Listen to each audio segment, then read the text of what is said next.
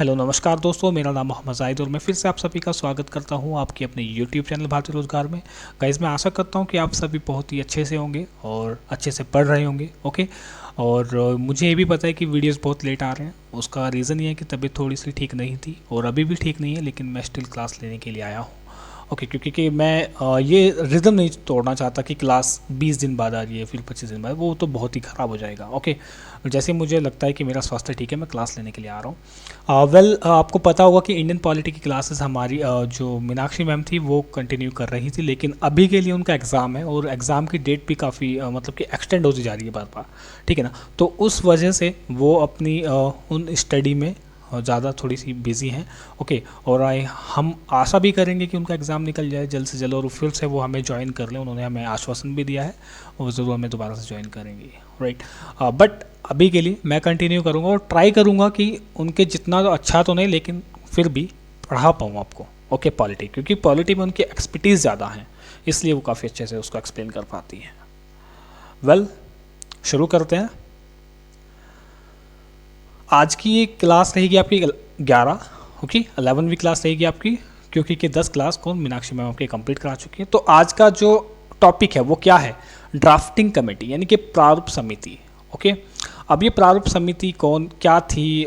ठीक है ना, ड्राफ्टिंग यानी कि ड्राफ्टिंग का मतलब ये था कि जो आपका संविधान है, ओके, उस संविधान को लिखने का जो कार्य सौंपा गया था वो इस कमेटी को सौंपा गया था। इस कमेटी में कितने मेंबर थे आपको यहाँ दिखाई दे रहे होंगे। मैंने सारे के सारे मेंबर लगाए, उनकी पिक्चर भी मैंने क्लीन करने की कोशिश की, आपको शायद सबके फेस सही से दिखाई दे रहे होंगे। ओके, ये 7 मेंबर हैं और ये 7 ही मेंबर क्या थे? किसके? प्रारूप समिति के सदस्य थे। तो अगर आपके सामने क्वेश्चन आता है कि प्रारूप समिति में कितने सदस्य थे, वो थे आपके 7 सदस्य। ठीक है, अब यहाँ पे इंपॉर्टेंट क्वेश्चन ये है कि प्रारूप समिति बनी कब थी? क्या 29 अगस्त 1947 को प्रारूप समिति बनाई गई।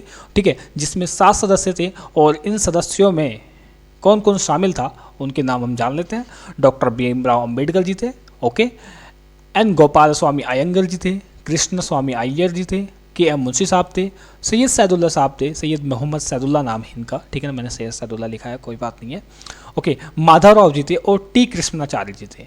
ओके, और मैंने टिक थोड़े बड़े बड़े लगा दिए। ओके, तो ये 7 मेंबर थे। अब अगर मैं बात करूं डॉक्टर भीमराव अंबेडकर जी की, तो डॉक्टर भीमराव अंबेडकर जी इस प्रारूप समिति के क्या थे? अध्यक्ष थे। ओके, कौन? डॉक्टर भीमराव अंबेडकर जी इस प्रारूप समिति के क्या थे भाई? अध्यक्ष थे। तो ये बात आपको याद रखना है। और इसमें 2 इंपॉर्टेंट चीज़ ये है कि जो आपके माधवराव जी थे, ठीक है ना, इन्होंने BL मित्तल साहब का, BL मित्तल आप ऐसे लिख लीजिएगा, ठीक है ना, BL मित्तल साहब को इन्होंने रिप्लेस किया था, क्योंकि क्या BL जब पहले प्रारूप समिति के सदस्य चुने गए थे तो उसमें BL मित्तल साहब थे। ठीक है ना, और यहाँ पे टी कृष्णाचार्य की जगह पे कौन थे? यहाँ पे दूसरे व्यक्ति थे, उनका नाम था क्या? DP खेतान जी। ठीक है, वैसे टी कृष्णाचार्य है। ओके, तो DP खेतान। तो अगर क्वेश्चन आता है कि पहले कौन कौन से सदस्य थे, तो BL मित्तल साहब जी और DP खेतान जी। अब BL मित्तल साहब को रिप्लेस क्यों किया गया था? क्योंकि इन्होंने अपने स्वास्थ्य के चलते, स्वास्थ्य बिगड़ गया था इनका, ठीक है ना, तो अपनी हेल्थ के कारण इन्होंने क्या दिया था? रिजाइन दिया था। ठीक है ना, किसने? BL मित्तल साहब ने रिजाइन दिया था और उनकी जगह पर कौन आ गए थे? माधवराव जी आ गए थे। ओके, और अगर मैं TT कृष्णाचार्य जी की बात करूं तो DP खेतान जी की मृत्यु के बाद ये यहां पे ऐड हुए थे। ओके, तो TT कृष्णाचार्य कैसे ऐड हुए थे? DP खेतान साहब की मृत्यु के बाद में। और उनकी मृत्यु कब हुई थी? वो हुई थी 1948 में। ठीक है ना, 1948 में इनकी डेथ हो गई थी और उसके बाद में क्या TT कृष्णाचार्य जी इसमें ऐड हुए थे। तो अब आपको बात समझ में आ गई। BL मित्तल साहब को रिप्लेस किया था माधवराव जी ने, ओके, क्योंकि कि उन्होंने रिजाइन दिया था किसके चलते? स्वास्थ्य के चलते। और DP खेतान साहब को रिप्लेस किया था किसने? रिप्लेस नहीं, एक्चुअली इनकी जगह पर आए थे क्योंकि उनकी डेथ हो गई थी। ओके, तो TT कृष्णाचार्य। और ये 7 मेंबर थे आपके, जो आप यहाँ पे देख पा रहे हैं, कौन? प्रारूप समिति के सदस्य हैं, जिन्होंने आपका एक्चुअल में कॉन्स्टिट्यूशन राइट किया है, लिखा है। ओके, चीज़ों को उठाया है, लिखा है, सब कुछ इन्होंने ही किया है। और इनके जो अध्यक्ष थे वो थे आपके भीमराव अम्बेडकर जी, बीच में बैठे हुए हैं। राइट, चलिए फिर आगे चलते हैं। अब भीमराव अम्बेडकर जी के बारे में थोड़ी सी आपको इंपॉर्टेंट बातें पता होनी चाहिए। ओके, क्योंकि इतने इंपॉर्टेंट व्यक्ति थे, तो आपको ये पता होना चाहिए कि डॉक्टर भीमराव अंबेडकर साहब जी का जन्म 14 अप्रैल 1891 में हुआ था। ओके, अब एक पॉइंट इसमें इंपॉर्टेंट ये है, मैंने स्टार मार्क भी किया हुआ है इसको, कि कभी भी किसने कभी भी भीमराव अंबेडकर जी ने कांग्रेस ज्वाइन नहीं की थी।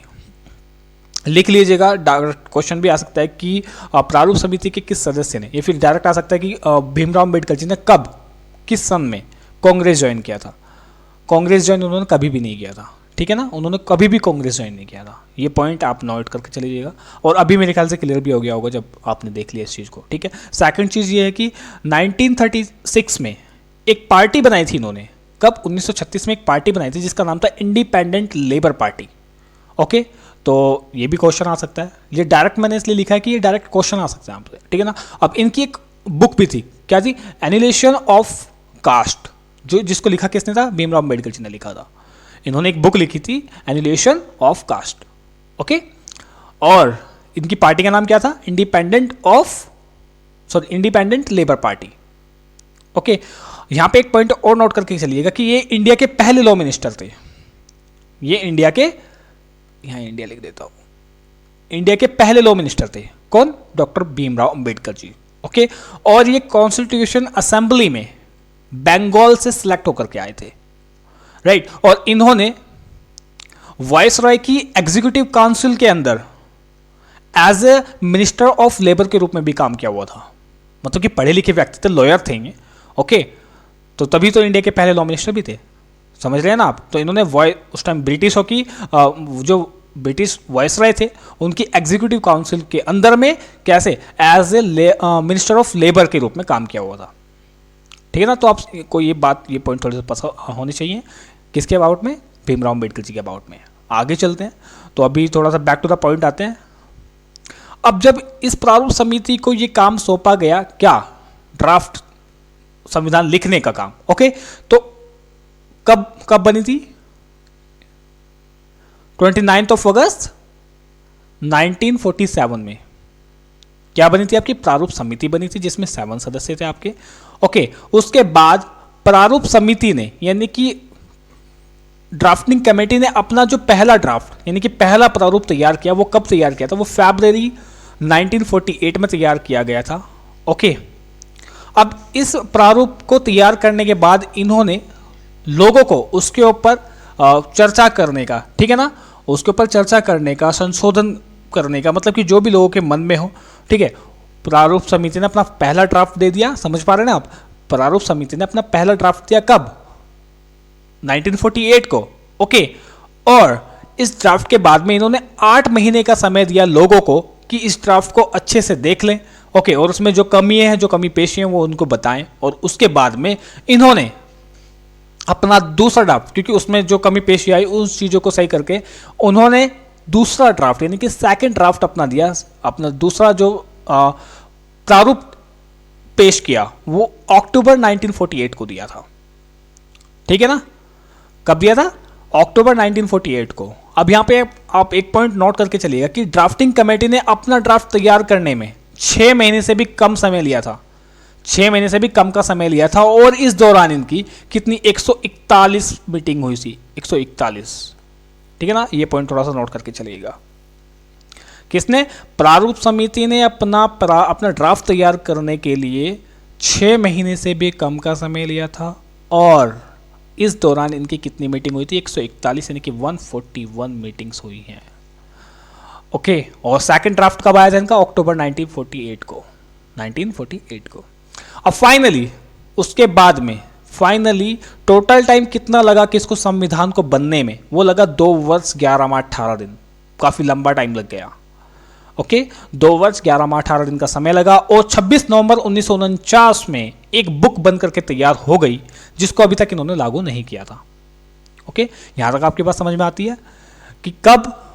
26 नवंबर 1949 में एक बुक बन करके तैयार हुई, जिसको अभी भी लागू नहीं किया था। बट उस टाइम पे 26 नवंबर 1949 को कुछ अनुच्छेद इन्होंने लागू कर दिए थे, संविधान के कुछ पॉइंट्स लागू किए थे। ओके, लेकिन इस बुक को पूरी तरीके से लागू नहीं किया था। 26 नवंबर 1949 को कब लागू किया था, क्यों लागू किया था, किस वजह से लागू किया था, वो हम अभी आगे जानेंगे। तो गाइस, जैसे कि मैंने आपको बताया कि 26 नवंबर 1949 को क्या एक बुक आपके सामने बन करके तैयार हुई थी उस टाइम पे। कितने टाइम लगा? 2 वर्ष 11 माह 18 दिन। ये क्वेश्चन भी आता है आपको, आप पैरामिलिट्री फोर्सेस में डायरेक्ट क्वेश्चन आता है यूपी पुलिस दिल्ली पुलिस में, ठीक है। 2 वर्ष 11 माह 18 दिन, वैसे इतना इजी पूछते नहीं लेकिन आ जाता है, राइट, याद होना चाहिए आपको। जिसके अंदर में क्या थे? 395 तो आर्टिकल से, अनुच्छेद कितने थे उसमें? 395 अनुच्छेद थे। अगर मैं भाग की बात करूं यानी कि पार्ट्स की बात करूं, वो कितने थे आपके? 22 पार्ट्स और 8 शेड्यूल से। और अगर मैं करंट की बात करूं तो अभी के लिए करीब आपके 470 या 71 अनुच्छेद हैं, ठीक है ना, और 22 पार्ट हैं, और आपके कितने जो शेड्यूल हैं, आपकी जो अनुसूचियां हैं, वो शायद आपकी 13 हो चुकी हैं, राइट। इन दोनों में से जो भी आप उसमें आए ऑप्शन में, वो दोनों में से एक सही होगा, ओके। तो आप ऐसे समझ सकते हैं, मतलब कि ये 470 कैसे हो गए? 395 लागू हुए थे। ऐसा था कि इसके बीच में ना संशोधन होते हैं। अब ऐसा नहीं है कि इसमें 395 को 396 कर देंगे, नहीं, जो एक बार कॉन्स्टिट्यूशन में लिखा गया वो तो ओरिजिनल रहेगा ही रहेगा। लेकिन अगर सपोज दैट कि इन्होंने बीच में कहीं कोई आर्टिकल ऐड करना है, सपोज दैट कि इन्होंने 365 के बाद में एक आर्टिकल ऐड करना है, तो वो क्या होगा? 365A होगा, ठीक है। उसमें इसके बाद भी अगर कोई ऐड करना है इसी के अंदर, ठीक है ना, तो 365B होगा। ऐसे करके उसको ऐड करते थे, राइट। तो ऐसे करके इसमें होते होते कितने हो गए? 470 से 471 हो गए, 471 तक हो गए हैं इसमें आर्टिकल्स, ओके। आपको इतनी बात समझ में आई? आगे चलें, ठीक है। अब 26 जनवरी 1950 को लागू किया गया था क्या? संविधान। अब यहां पे पॉइंट ये आता है कि जब हमारा संविधान कब 26 नवंबर 1949 को बन करके तैयार हो गया था, तो उसको तभी लागू क्यों नहीं किया गया? उसको 26 जनवरी को लागू क्यों किया गया? ये क्या मतलब कि रीजन क्या है? तो उस रीजन को आज जान लेते हैं, ठीक। तो 26 जनवरी को ही क्यों मनाते हैं? तो थोड़ा सा इसकी बैक हिस्ट्री जान लेते हैं, ओके। तो बैक हिस्ट्री ये है गाइस, बैक हिस्ट्री ये है कि 1929 को 1929 को लाहौर में एक सेशन होता है, एक अधिवेशन होता है, जिसकी अध्यक्षता कर रहे थे आपके पंडित जवाहरलाल नेहरू साहब। और उस समय कांग्रेस का एक गोल बना, मतलब कि इस अधिवेशन में 31 दिसंबर 1929 में कांग्रेस का गोल बना पूर्ण स्वराज। और इस गोल को सभी लोगों तक पहुंचाने के लिए इन्होंने डिसाइड किया कि हम पूर्ण स्वराज दिवस सेलिब्रेट करेंगे, और उसकी भी एक डेट निर्धारित कर दी गई। वो डेट थी आपकी 26 जनवरी 1930। और यही कारण है कि इस डेट को इन्होंने क्या बनाया था? पूर्ण स्वराज दिवस मनाया था। किसने? कांग्रेस ने। और यहीं से निकल के आया था 26 जनवरी। इसीलिए क्या गाइस? इसीलिए 26 नवंबर 1949 को आपका कॉन्स्टिट्यूशन बन करके रेडी हो गया था। लेकिन तब भी क्या नहीं बनाया गया था आपका, मतलब कि कॉन्स्टिट्यूशन लागू नहीं किया गया था। इसको कब? 26 जनवरी 1950 को लागू किया गया था, राइट।